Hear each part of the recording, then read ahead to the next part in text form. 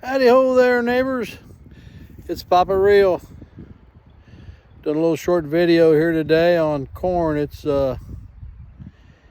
April the 22nd, 2024. I've been posting some videos on gardening. We're going to plant sweet corn today. I got a little spot tilled up here. I'll show you. So here are the rows. I've planted 4 rows already. There's where the stakes were, and you can see I've taken the back of a rake and just tamped the dirt down after I planted the seeds. I'm using this Troy-Bilt 208cc tiller. It's not the biggest one, it just gets it done for me. And I'm putting my rows on 30-inch centers. You can see the holes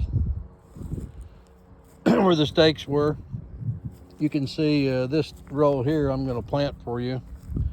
I've got an old planter Shelly bought on the internet off of a sale. And I just stake her out 30 inches, drive the stakes. After I till it, level it up with the rake. Go ahead and put a trench in the ground. I try to go about 3 inches deep with the trench. I try and backfill the seeds about 1.5 to 2 inches. Leave a little trough, and then I go back and tamp it with the back end of the rake because you want soil to seed contact. Sweet corn's a pretty big seed. So rule of thumb, the bigger the seed, the more coarse your till can be for your seed to still germinate and come up. So I don't spend a lot of time tilling it. I don't go over it 2 or 3 times. I just go over it once, rake the clods out of it, go ahead and make my row and start planting. And this planter, I've got a corn planter plate in it, and I just pick the planter up and just start pushing it, and it drops the seed down that little chute down there. Sometimes it drops 2, sometimes it drops 3, but they average about every 6 inches of having a seed in the ground, or 2. And you know, it's a lot easier than, a lot more efficient than trying to do this by hand. The seeds are coarse and you can get by with this. You can do the same thing with beans. But I'm just going to run this down the end of the row. Get to the end of the row, I pick it up.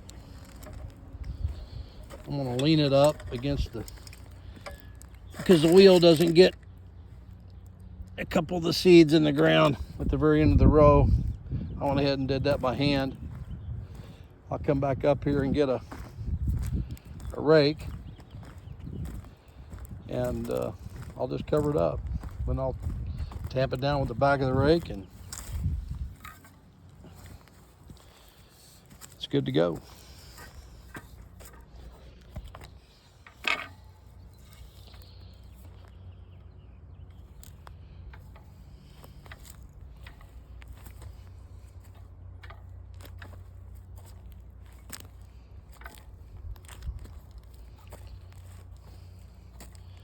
So I do it.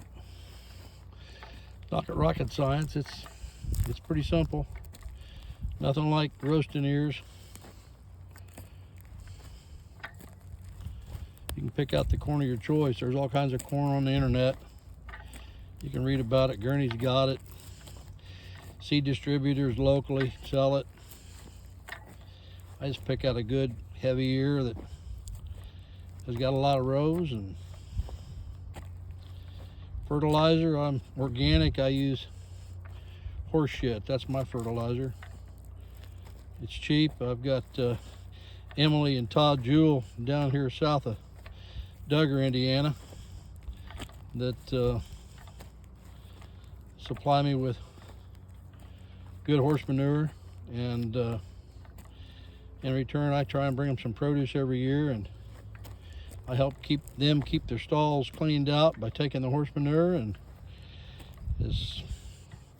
I've tried a lot of things, but That's one of the best fertilizers that I can use. It's not hot, doesn't burn your plants. Just kind of roll her for a year.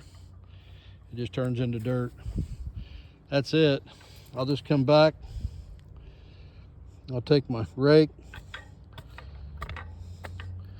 I'll tamp the row down that I just planted with the rake. It'll look something like this. If I've got any footprints between my rows, I always rake it out, because loose soil doesn't produce a lot of weeds. Compact soil, when you roll a weed seed up on top, and you step on it, like this over here, the weeds will grow a lot quicker in compressed soil than they will on loose soil. That's another reason why I give my seeds some compaction. That's it. That's what I'm doing today.